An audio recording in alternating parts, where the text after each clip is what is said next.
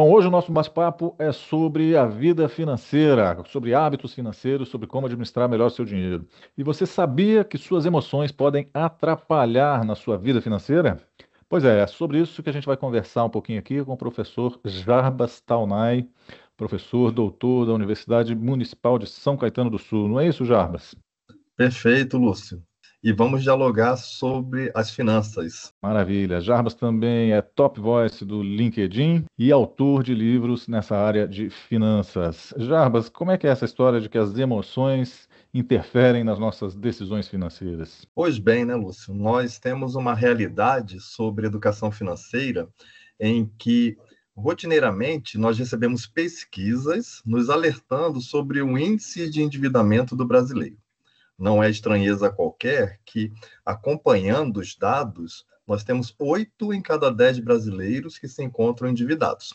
E por mais que haja uma oscilação de uma pesquisa para outra, esse número não foge muito dessa referência. Isso se dá muito mais pela cultura, dado que nós temos esse tabu desde a infância, não é um assunto que faça parte dos nossos lares, e É.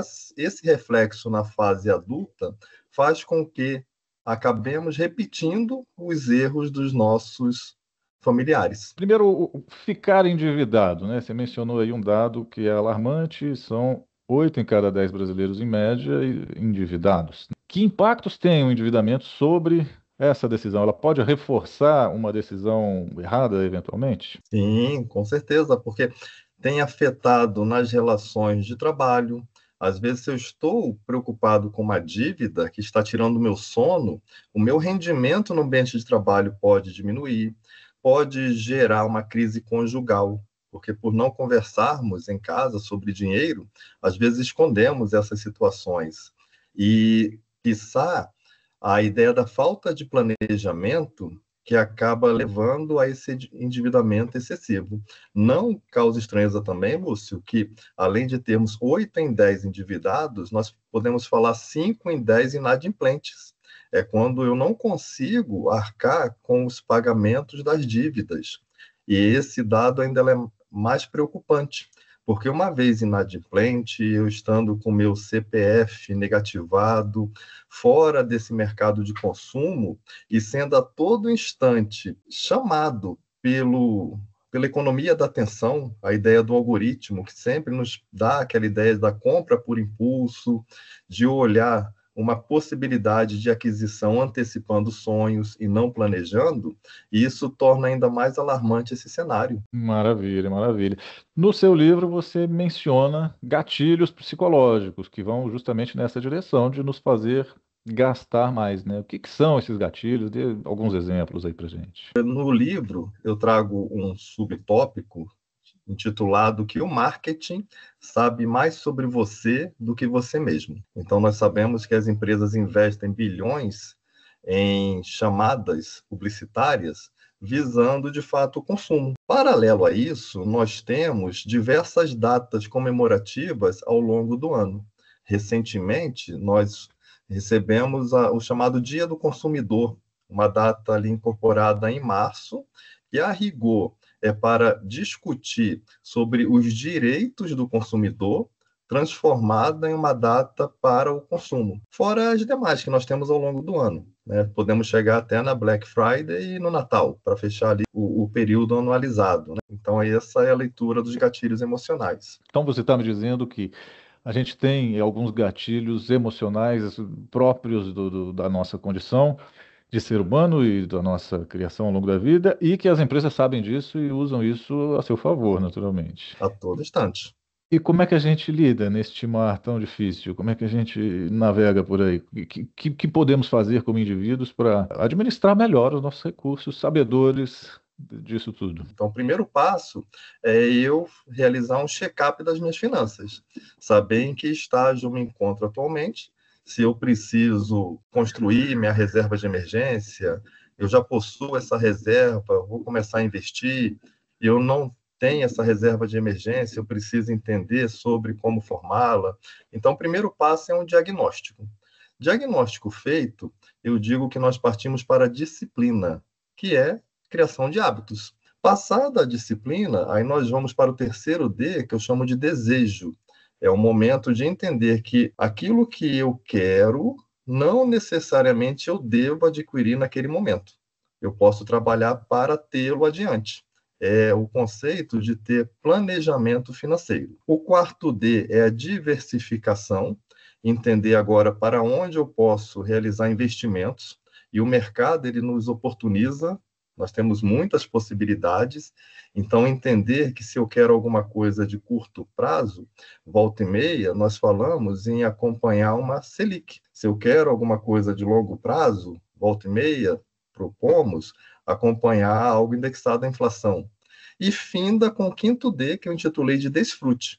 Ou seja, eu não preciso construir uma educação financeira para me tornar um multimilionário, mas eu preciso chegar num estágio da vida em que eu tenho uma renda suficiente para suprir aquele meu momento em que me encontro. Pegando o seu gancho, há uma pesquisa do Serasa que diz que mais da metade dos brasileiros não tem reserva de dinheiro para situações inesperadas, né? É claro que isso está de algum modo relacionado à renda, mas é possível criar hábitos. Você já nos deu aí os métodos, o passo a passo, os 5D para você chegar lá na fase do desfrute.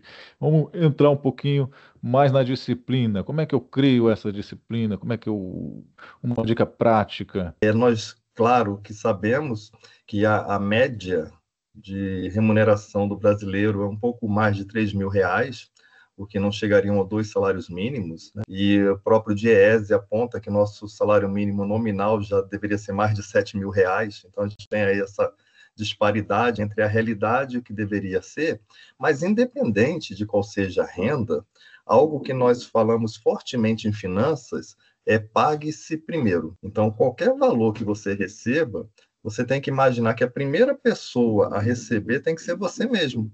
Ou seja, reservar uma parte daquela remuneração.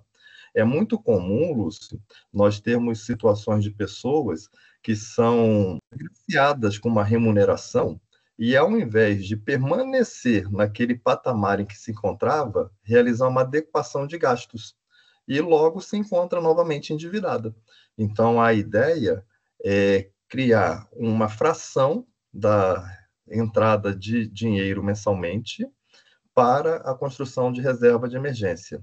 Que sejam 10%, nós falamos no chamado método 50-30-20, que poderia chegar a 20%, mas se eu não tenho o hábito, pode ser algo muito forçado inicialmente. Então, que eu comece com algo em torno de 10%, fazendo um boleto para mim mesmo, né? Então, recebi, eu tenho o meu boleto mensal. E a partir desse giro, se nós falarmos em 10% ao mês, né, em algo em torno ali, sem pensar em investimento qualquer, em 10 meses eu teria ali uma remuneração já guardada como reserva de emergência, né?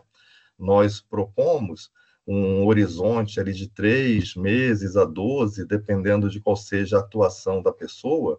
Então, se eu imagine uma pessoa concursada, de repente 3 meses seja suficiente de uma reserva de emergência.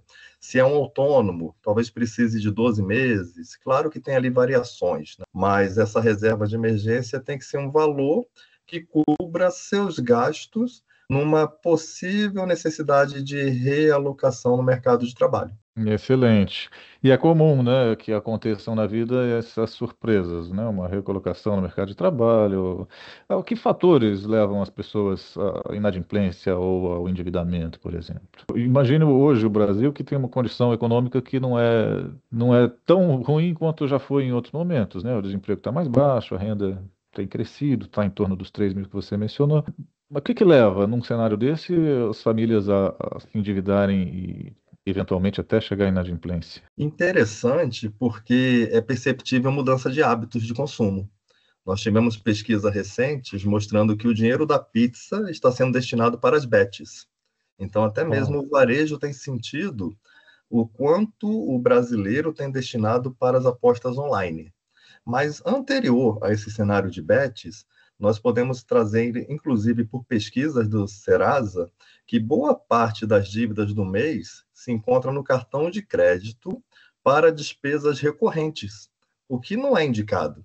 Eu parcelar as compras do mercado, o parcelamento do posto de combustível. Então, a dica é que esses gastos eles sejam à vista, porque eles são recorrentes, né? Então, o que muito leva a esse endividamento é o uso do cartão de crédito como uma extensão do salário, uma extensão da remuneração, o que não é uma verdade. A ideia também da plataformização de serviços, que outrora nós não tínhamos, então a ideia de utilizar o serviço de aplicativo, o delivery, que muito tem facilitado nossas vidas com alimentação. Então, essas mudanças de hábitos de consumo têm levado a esse endividamento que é percebido ao longo das pesquisas. Maravilha. Então, para além das condições econômicas gerais, você tem essa formação de hábitos e esses erros, né, que a gente pode corrigi-los, né, com conhecimento, com sabedoria.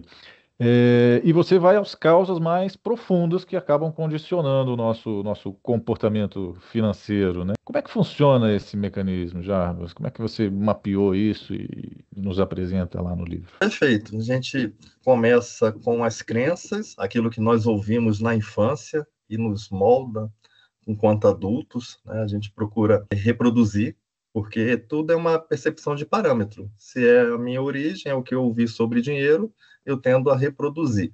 Ou seja, se eu quero adquirir algo, ao invés de me programar para, faço um financiamento. Assim, talvez seja com veículo, seja com eletroeletrônicos, até mesmo com aparelho celular. Qual a necessidade de uma troca anual de aparelho celular? Então, isso se pensar assim numa situação mínima, né? Cara, Então, falava aqui, Lúcio, né, que depois tem os cortes, né? isso. Então, acho que eu comentava sobre os hábitos das crenças limitantes, que vêm, via de regra, daquilo que aprendemos enquanto crianças, o parâmetro, o próprio ambiente, onde nós temos ali essa inserção de troca de experiências, e, ademais, podemos trazer também sobre possibilidades o conceito das informações das redes sociais. Então, a todo momento, recebemos inputs, né, para o consumo, seja com... Aqui vou usar, não sei se de forma adequada, mas o conceito de você ter ali uma personificação daquele usuário. Então, conforme você vai gerando seus hábitos de consumo, o próprio algoritmo já vai lhe trazendo também outras possibilidades de aquisição, né? Então, fica ali uma personificação. E isso gera, muitas das vezes, gastos que são desnecessários. Certo, certo. Bom, mas se a gente aprende isso ao longo da vida, a gente também pode aprender melhor do que isso, né? Então a gente tem, por exemplo, iniciativas de educação financeira. Funcionam essas iniciativas nas escolas? Como professor agora lhe pergunto. Ainda incipiente, então existe desde 2020 a educação financeira nas escolas, mas via de regra, pelo que saiba, como aqueles temas transversais, não trabalhado de forma aprofundada, assim como se diz também que deveríamos levar empreendedorismo para as séries iniciais, inclusive. E quando na fase adulta, é muito mais perceptível ações de educação financeira como uma forma de salvamento, tirar uma pessoa de uma situação adversa, né, do que necessariamente ela começar a fase adulta já com a percepção do que deve ser feito. Temos ações que ocorrem isoladamente, como Semana Nacional de Educação Financeira, a última foi em maio. Temos ações de órgãos de proteção ao consumidor, tentando mostrar às pessoas que não entrem numa situação de super endividados, né? E, no mais, é ter sempre a mente aberta, buscando conhecimento, buscando aprender, porque o conhecimento ninguém nos tira. Excelente, Jarbas. Super obrigado. Deu serviço. Onde é que a gente encontra o livro? Perfeito. Então, o livro Dinheiro e Emoção, ele está disponível em Marketplace.